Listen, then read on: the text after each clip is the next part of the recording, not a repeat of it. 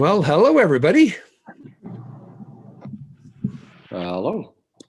Oh, Oh, good to see those familiar, happy faces. nice to see you, Dan. Yeah, it's been a while since I've been down east. Man, It has. This- Yeah, this- look what I just did the other day, though. I thought of you. I did my quick energy gauge. ah, I made some plans, excellent. measurable plans, and it's Well, great. Yeah, Yeah. was that off the webinar we did? No, that was you did it in class, the power of full engagement. Okay. Oh, yes. And so years ago, I got that. Every so often, I remember, oh, yeah, because I teach it to other people. So then every so often, I'm like, maybe I should be doing this myself. Yes. Well, I referenced a webinar because we did do one on Oh. that, and we had them download the sheet and get a bit of a taste of it. So, yeah. Very, very cool. Yeah, it is good. Yeah, it's practical stuff, man. It's good. It really is. And I think the key is those measurable things. Yeah. I'm going to eat less sweets. Doesn't cut it. How many less? Okay. I'm down to one good. a day. That's good. Well, we got a good number of people on here. Hi. Hi, everybody. Hi. Man, I just have to keep pressing the admit button. There's people just jumping in all the time. That's great. Can you see me, guys? Greta, Sorry, what was that? Sorry, I'm on a conference call with CREST as well, so I'm trying to listen to both.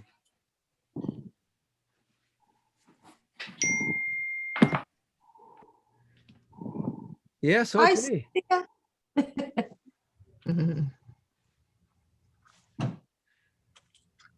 Well, this is, oh my goodness, I have to just keep pressing the button all the time because still some more people coming in. There is a way partway through, Dan, that you can just say admit all. Like you don't have to keep.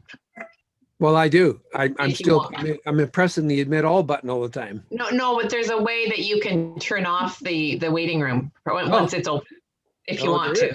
Oh, There is. I don't know how to do it. Susan, our administrator, knows how to do it, but apparently it's quite easy. It saves that needing to keep doing it. I will have to learn how to do that. Yeah. Yeah. Well, good. I think we want to just get started. So we have our 1 hour being honoring you. We've got an interesting subject coming up here. And what I'd like to do is actually start with sharing my screen. And let's see here. It's right there. Okay. Is that good and visible to everybody? Mm-hmm. Yes. Okay.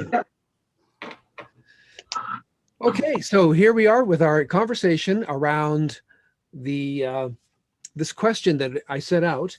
But maybe before I do that, I want to encourage all of you during this presentation time, if you would mute your microphone, then it'll stay, the picture of the presenter will just stay more consistent then. Just mute your microphone there for a bit. And okay, so here's the question that I sent out and I'd like to just have us consider, and that is this.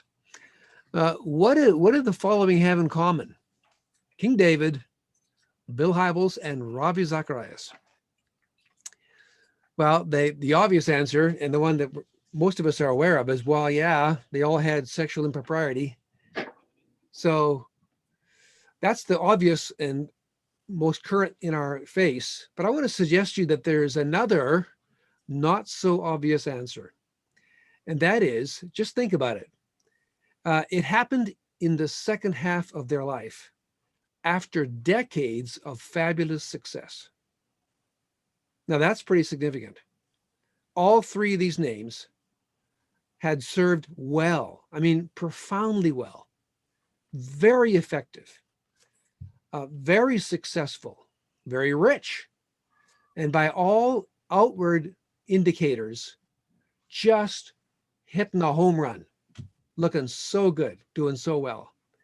And then, boom, it just explodes like this.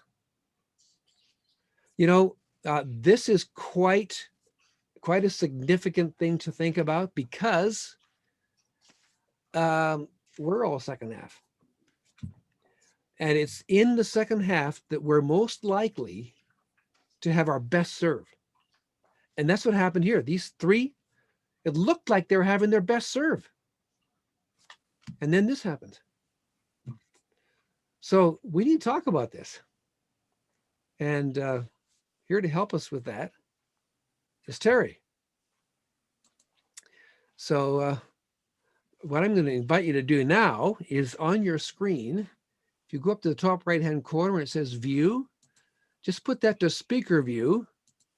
And then when Terry's speaking, he will come full screen on here. So we will invite Terry to help us think about this. So Terry, would you Okay. do so? Thank you, Dan. Yes, Dan and I talked about this over the last couple of weeks. One of the things that I thought of immediately, and it's something that maybe a number of you had thought of, was some work that was done many years ago by Robert Clinton. Robert Clinton did some work on the issue of the making of a leader, and when he did his work, I believe he was at Fuller at the time, teaching on leadership. He did a study of leaders across biblical history, across contemporary history, and simply noted that few leaders really do finish well. So that was where he then got into the issue of where are the checks that come for all of us as we lead. He did acknowledge leadership is difficult, it is challenging. And then he framed those 6 characteristics. We're not going to deal in detail with those 6 characteristics. We can make that available to you. We have about a 3-page summation of what the 6 characteristics are about. But Robert Clinton made the point that in his study of leaders, there were a few leaders biblically, and there were a few leaders in contemporary history in the last century that he would say embodied all 6 characteristics. But for the most part, not all embodied all 6 characteristics. And for that reason, you have somewhat of a very human story that is told of how leaders enter their second half and finish their second half. And in recent days, we've been reminded of the failings of leaders. The other thought that came to mind was coming out of a book by Brad Vermerlen, where Brad has done a very recent study of evangelicalism, and he has looked at what he considers the 4 major tribes of evangelicalism. There's neo-Anabaptist mainline evangelicals, the progressive emergence, and then the Reformed resurgence, or the young and the restless Reformed. And he says these right now are the 4 tribes that somewhat are vying within the field of evangelicalism for some perspective and status and symbolic power and so forth. Near the end of the book, he wonders what is the state of evangelicalism, and so he contacts a few key figures. He contacted J.I. Packer before J.I. Packer passed away. And J.I. Packer made this comment. He says, it is always the case that evangelical Christianity will always have marginal difficulties with errors of mind and errors of belief. And then he said, the devil will always see that evangelicalism is always under attack along these lines. There is a good deal of marginal tension related to errors of mind, thinking, and errors of belief or theology.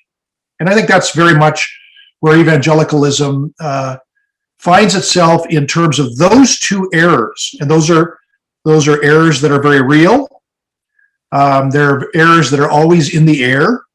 And we're contesting across evangelicalism about what we think about crucicentric or cross-centric, the atonement, the Bible, activism, the issues of what conversion is, and we battle over these things. There is a good deal of marginal tension, he says, but for all that, it is by the grace of God, he believes, strong. So that's J.I. Packer's perspective and opinion. as I thought about that, I thought there's a third error that we encounter and that we deal with almost now monthly. There are errors of mind, errors of belief, but there are also errors of character. The errors of character are somewhat of a wild card because we never know. I'm right now living in a small town in BC, and if there are errors of character, if there's a pastor perhaps who engages in a sin that becomes very public, there's a congregation affected, and there's a ripple effect in this small town to a few other small congregations. People in the town would no doubt in time become aware of this ripple effect and this moral failing. There's a city an hour away that really probably would never hear about it, know about it. But when it comes to those who are well known, and the cases that Dan referred to of Ravi and Bill Hybels, and we have Jean Vanier in Canada, who a number of years ago, following his death, the same type of thing came out. And that's where the ripple effect is global, and that is really what we're presently finding ourselves wrestling with. There is a ripple effect that goes out across all dimensions. It touches everyone in the world because these people are world renowned. And we wrestle with what to do because this is sobering, it is saddening, it is tragic. And the scriptures would, on several occasions, the scriptures instruct us to take heed to ourselves. So in my own work in areas of when trauma occurs in organizations, when there's trauma that is human induced and human caused by way of the actions of someone, there's a boundary violation. And boundary violations can be economic, they can be authority boundary violations, or they can be sexual boundary violations. There's a trauma that occurs to the body. And in trauma theory, what is referred to is that we have choice points, and one of the choice points is simply to stay silent, not to say anything. The other choice point is the choice point of fighting it out. That is, there's more than a sad response. There's a mad response. We're angry, and so we can fight it out. The third choice point in trauma theory and trauma practice is the choice point that's called choosing to do the work. And I think we're at that point again of I trust hearing the word of Scripture, take heed to yourself, lest you fall. It is sobering and saddening, and there are issues related to how organizations deal with these things and what leadership might do better or what wasn't done well. There's all kinds of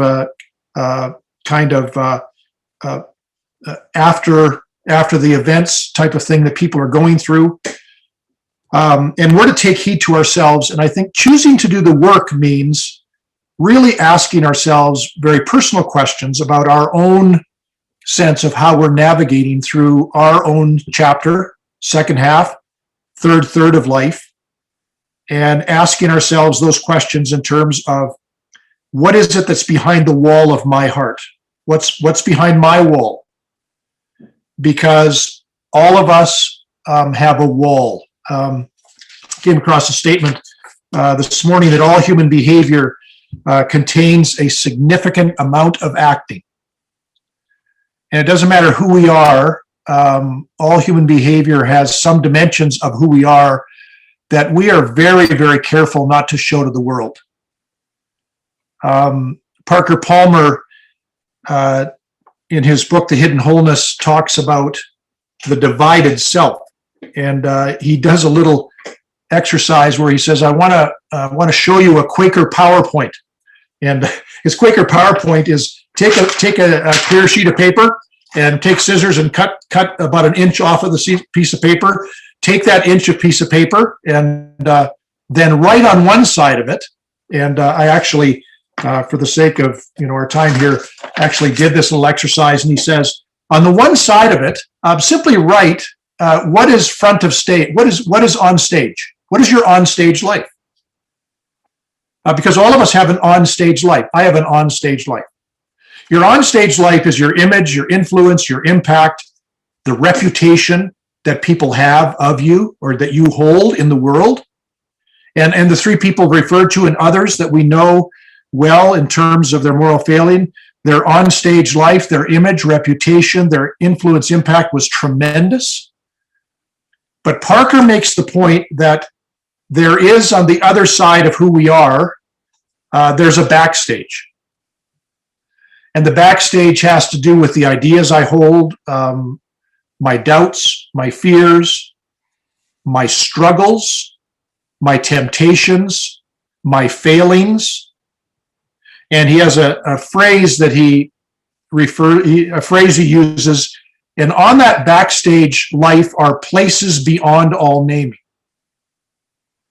And his point is that this is how all of us live our lives. We have an onstage life. We also have a backstage life. And doing the work in this moment is really asking, what is the disconnect between what I present to the world and what's really going on? And how would I go about bringing a greater integrity to what's on stage, to what's backstage? What Palmer does is he refers to shaping this into a Morbius strip. I don't know if you know what a Morbius strip is. He says what you can do with this is you can turn it like this and you can tape it together, and in a way you can sort of do this kind of loop, but all you've done is created a corral. You still have outside, you still have inside. A Morbius strip is taking this and actually twisting it so that if you run your finger along who you are, eventually doing this, you encounter every dimension of who you are. And that's what a Morbius strip is. As we've talked in CREST, and another reading that I've been doing, it's actually from Ronald Rolheiser in his book, The Sacred Fire. He talks about a particular priest that he encountered and talked to, and this priest said he had learned a very, very valuable lesson. And his lesson was simply that he had discovered that he was trying to deal with things that were hidden from his fellow priests. At one point he said, I thought of myself and I said, I'm a good priest, but I'm not a great priest. And I'm not a great priest because there are dimensions of who I am that remain hidden to everyone but God.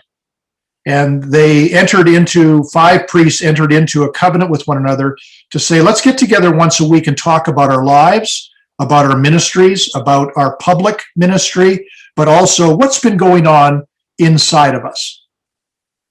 And he said, I discovered that I could not deal with the things on my backstage life by myself. What I needed was grace and community. And perhaps this is, and I don't know what Bill Hybels or Ravi would say about their accountability structures. I don't know that. But our encouragement to be in community and to experience relationships of grace is to allow people to be present in our lives, that band of brothers or band of sisters who walk with us through the Morbius strip of our lives, who certainly know our public onstage life, but we grant them access to the backstage, because it is the backstage that eventually probably takes us down. And we need grace and community. So these are just some thoughts that as I've been wrestling with this, it is sad and sobering. I've got to be honest with you, I have found something also disturbing in this. I think the scriptural injunction is take heed to ourselves, lest we fall. And my own opinion, I think too many people have taken to Twitter on this. I think that it's become kind of a place where, and there are some things that are said that needed to be said, but for some, it is simply an opportunity to really create more. It really is fighting it out. And I'm not sure fighting it out is what is going to lead us forward. I wish we would encourage one another to take heed to ourselves.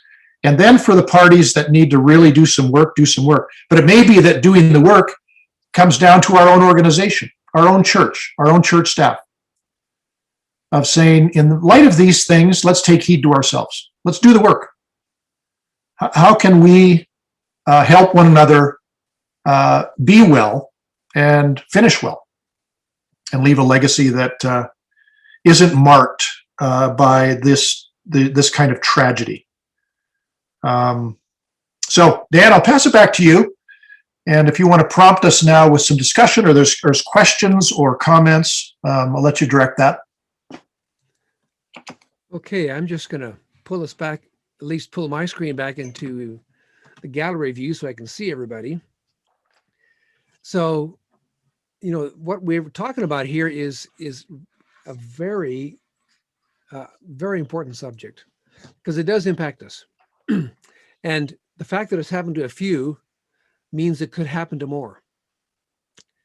And one of the things that we are hoping here in CREST is that we can provide this community, this place where we can talk honestly, and we can hold each other up and encourage each other, and it'll actually stabilize us when we're going through things like this.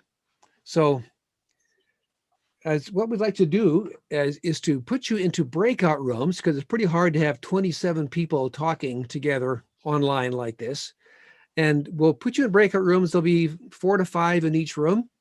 And all of you are CREST alumni. So even if you don't know the people there, they've been through your journey with you. So I would invite you to just get to know each other a little bit, and then talk about this whole thing about the challenge of second half.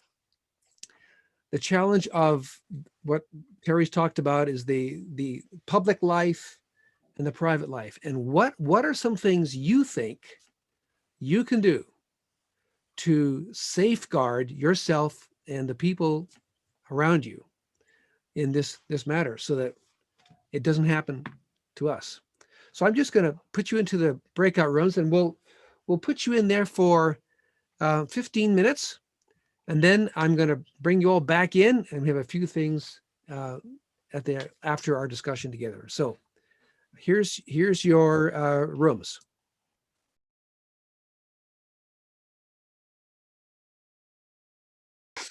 So I hope you had a good conversation like we did in our group there. And I just want to make a comment in response to this whole question, and also just one thing that came out of our discussion.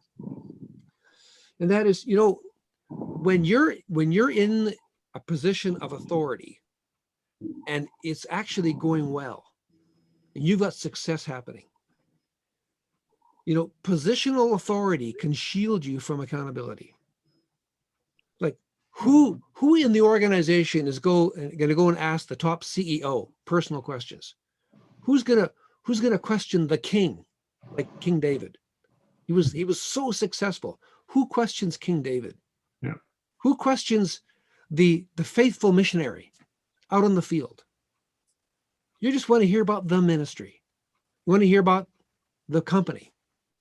So positional authority can shield you from a proper accountability. The second thing that can shield you is success. If it's going well, no one wants to upset the apple cart and ask uncomfortable questions. Let's just talk about how well it's going. Let's make plans for the future. Let's talk about budgets. Let's talk about strategies. And it never gets to the personal level. So one thing that came up in our discussion was, well, where was the board? Shouldn't the board have been talking to Ravi and to Bill? You know what? I've been in a lot of boards. And the larger the organization, the more they talk about the organization. They talk about the vision. They talk about the growth. They talk about the plans. They don't talk about personal stuff, ever, never. Mm.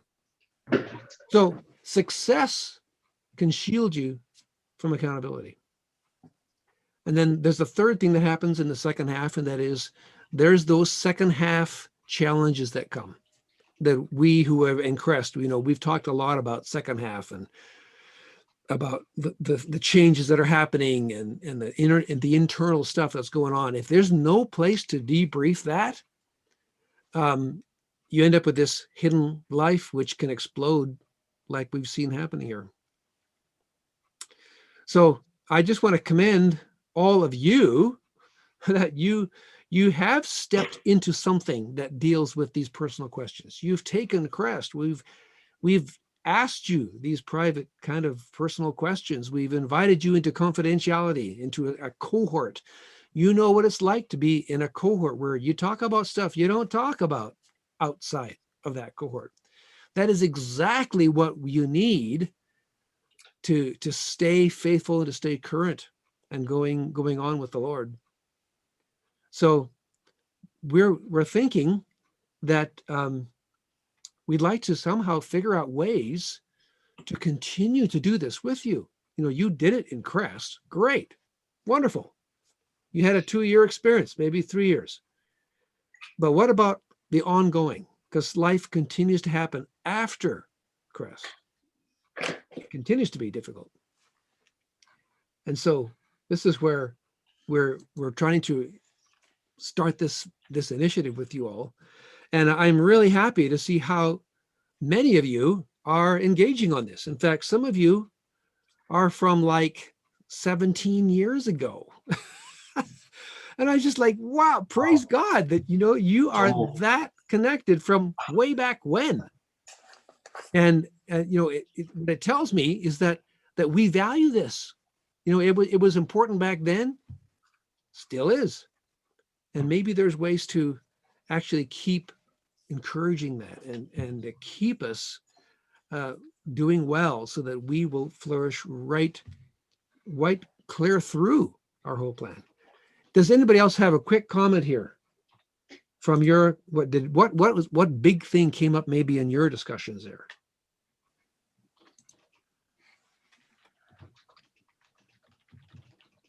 Dan, I think at the end of our discussion, you made a point about high positional authority shields you. We had some conversation about how that high positional authority exposes you. So the spiritual dimension of the spiritual battle that goes on, and the need for, and as I thought about my own ministry sort of trajectory, the need for prayer teams and prayer support. We just underestimate the fact we are in a spiritual battle. And Bill mentioned the fact when he was at Compassion, he sensed it palpably that it's a different, the enemy is not happy with effectiveness, success, influence. And so I think the higher these people go, the more we need to pray for them, because they're in the crosshairs of the enemy more so perhaps than any others. Yeah. Because your point there, Terry, earlier was that when a world famous figure falls, the ripple effect is huge. So you can believe that the enemy thinks, man, if I can take that person out, I can really hurt a lot of people. And so you're right. There's tremendous pressure when you're in a large organization and it's successful. Oof. Yeah. I think there's components of a leader that make him more, not susceptible, but more geared towards, to get to those levels. You're a different person. Like your skills are different. It's tough to get to those levels. And I think a lot of those, like there was a study done that said that these leaders are more susceptible to drug abuse, sexual immorality, some crimes, to do with their business and things like that. But and I'm not talking church leaders, but leaders in general. There are attributes to your personality that get you there that also make you susceptible to these things. And I don't, whether Satan wants to destroy someone, I don't think he's needed to destroy someone. I think it's just part of our culture, and It's very dualistic to kind of put it in that term, I think. But I don't think it's needed. I don't think Satan needs to do this. Mhm. We do it ourselves pretty good. Yeah, and it's across the board. I mean, there's what have we learned from George Barna over the last few decades? There's very little difference between the morality in the church and the morality outside the church. And that made him discouraged, in his work. But Yeah. So Dan, your question in the email was, what's the difference, I think it was, between King David and the other kings in the biblical times, and Ravi and Bill Hybels. And my husband had asked me that same question just a few nights ago when we were talking about it. For me, the difference of those, we're going to say those three men, is that David confessed his sin before he died. And we get evidence of his heart. Create me a clean heart, oh God. Like his songs help us see his contriteness. I feel like, so I'm going to also add in there Jean Vanier. So Jean Vanier and Ravi died before the major revelations came out. None of us know what happened as they entered heaven, but Bill Hybels has stayed silent. And how do we, as the people who have held these men in high esteem, deal with kind of their endings? Like, not that we can control it, but how do we process that? I'm not sure if that's come out clearly. But you've hit it right that David modeled accountability and humility. And when Nathan pointed the finger right at him, David was a king. And in those days, you can chop the head off anybody and no one asks any questions. He could have done that to Nathan. He didn't. Yeah. He said, I have sinned. You're right. And he was penitent. And because of that, I think that's why he's called a man after God's own heart. That God is looking for a humble and a contrite spirit that is willing to be shaped by the Holy Spirit. And that, I think, sets him apart. That's why Jesus could be called Son of David. Yeah. Wow. David, what he did. Yep. I think that's the gospel story for all of us. Yeah. So Terry, your thoughts on kind of the difference between before their death, after their death, and how do we process that and learn from that as leaders who want to be finishing well? Well, ultimately, all of us stand before the one who is our maker and give account. We'll give account for words. We'll give account for acts. You wonder if David, if Nathan had not been in some way directed. We don't know how Nathan came to know. But if Nathan had not come into the knowledge of that, we perhaps don't know. David could have gotten away with that. He could have gone to his, we don't know. So I don't know if I'm answering your question, but I'm not sure there's a perfect answer. It's a further sadness. It's just kind of a further sadness. And Ravi was challenged in the last couple of years, with things that came out and things that appeared to be pretty clear, and made denial. So that there's a thing in grief and sadness that there's a grief and sadness that's called uncomplicated grief. And there's also grief that is complicated. There's also a reference to something called the loss of our assumptive world that is often very painful. And that's, I think, these kind of situations, we lose our assumptive world. We all have assumptions. And we have assumptions about leaders. We have assumptions about people in these kind of ministries. And when that assumption goes away, we're left in a kind of really, it's a complicated grief. Yeah. It's like you losing a loved one in your family. And some of us have gone through this where you discover afterwards that the marriage wasn't what you thought it was.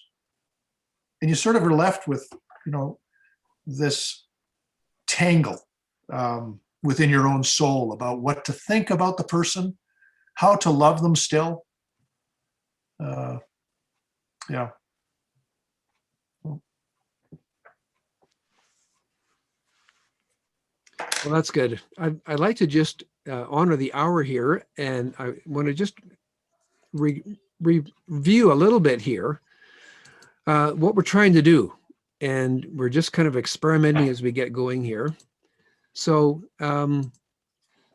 we talked about CREST Base Camp as being a place where we get supplies, we get encouragement, we get help, and that it's a place that people can gather in order to do a great adventure. And I would say that our life is a great adventure.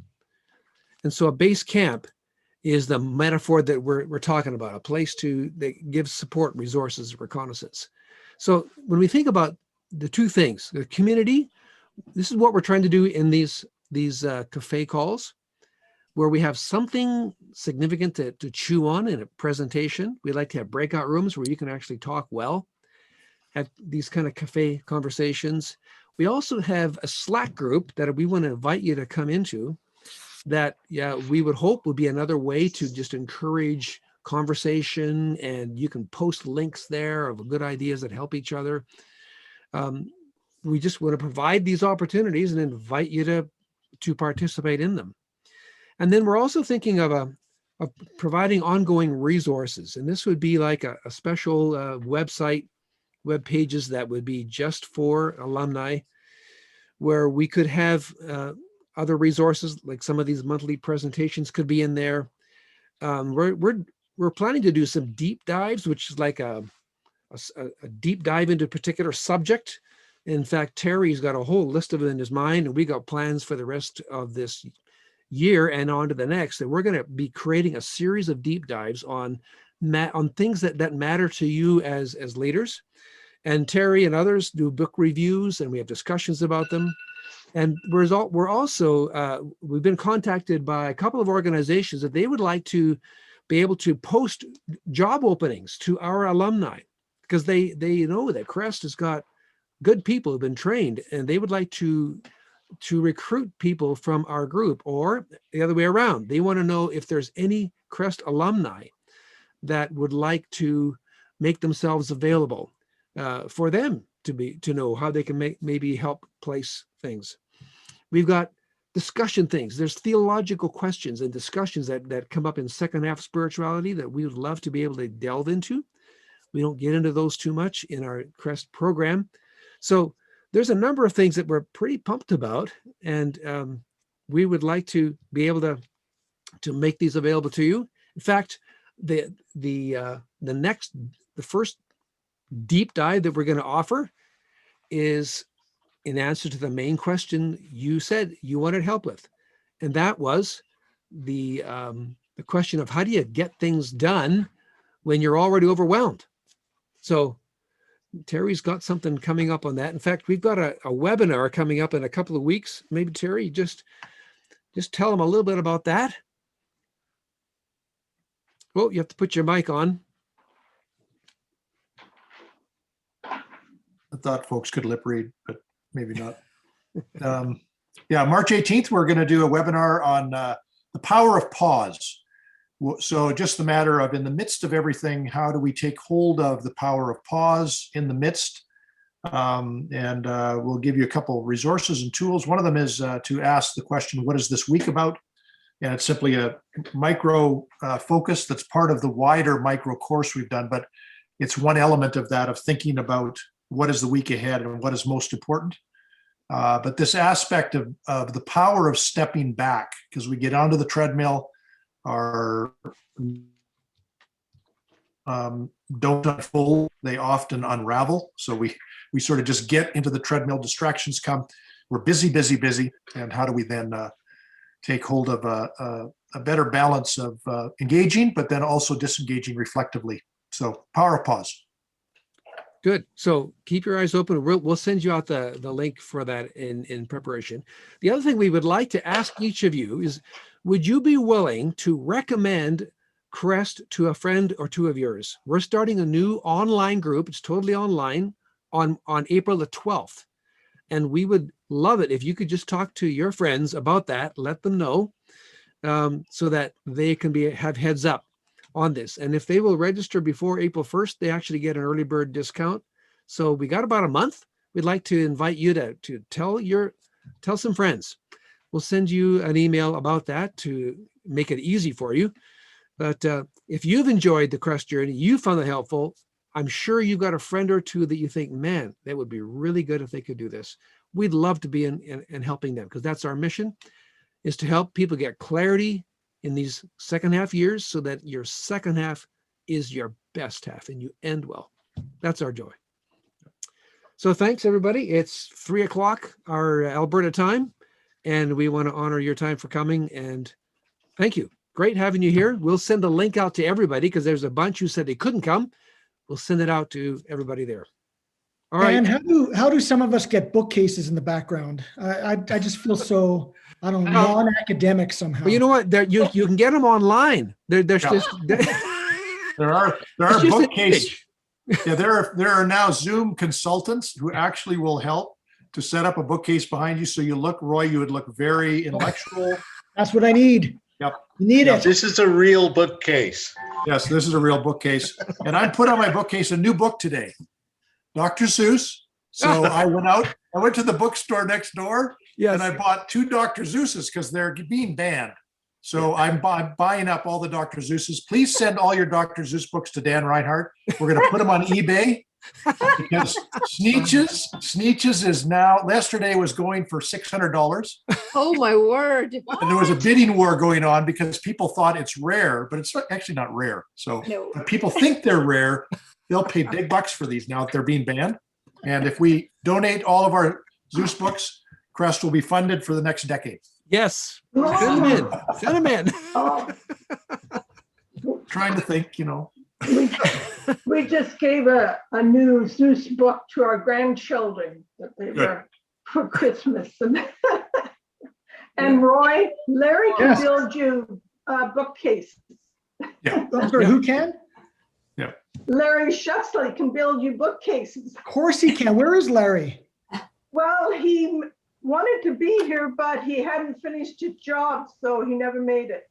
Carol, I just saw you now for the first time. Oh my Yeah. gosh. Yeah, I'm here. We'll do a GoFundMe page, Roy, for your bookcase. Thank you. Thank you very much. I have a friend who will make you a bookcase quilt, and you just have to hang it on the wall. That's what Mark Kowalko has. Wow. I think Kowalko's bookcase is fake in the background. Yeah, he's nodding. He's nodding. Not so. Roy, if it makes you feel any better, at the beginning of the Zoom, I had a little girl sitting on the potty in my background. So it could be worse. It doesn't make me feel better at all. No, not really. Oh, thanks, everybody. Thanks. Thanks, everybody. See you. Good. Bye-bye. Bye-bye. See you Bye. next month. Can you hear me? Dan? Yes. Can you hear me? Hey, Yeah. sorry, I'm having issues with my internet. So those webinars, are those only for CREST alumni, or is this something I can pop up in the executive director's page, like the resilience one and things like that? Is that just for us? No. All the CREST webinars are for everybody. Okay, So great. we're going to be sending out the link for the next one. And so Okay. you're welcome to take a look at it and then register and be a part of the webinar. Yeah. Okay, great. So I'll start letting them know month by month. We've got a Facebook directors page, Great. and I'll let them know. Yeah. Some people go all over that. Okay, Yes. great. Very good. Thanks, Donna. Okay, Okay, bye. bye.